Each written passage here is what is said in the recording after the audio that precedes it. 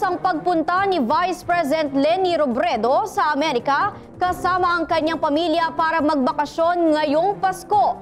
Ayon sa mga kritiko, inabandona ng Vice Presidente ang mga Bicolano sa panahon ng kalamidad. Para sa kabuang report, alamin natin mula sa report ni RHO9, Sunny Casulia.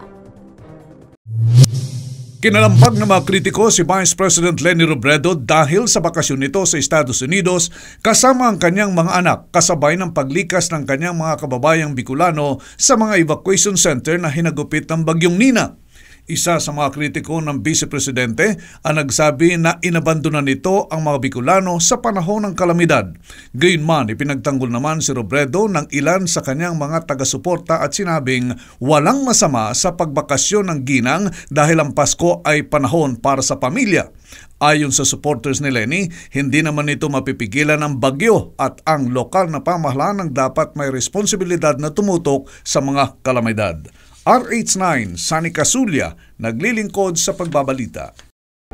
I-like po ang page ng DZRH News Television para updated at i-share ang trending news na balitang ito para mas marami ang makabalita. At mag-comment para alam namin ang opinion mo.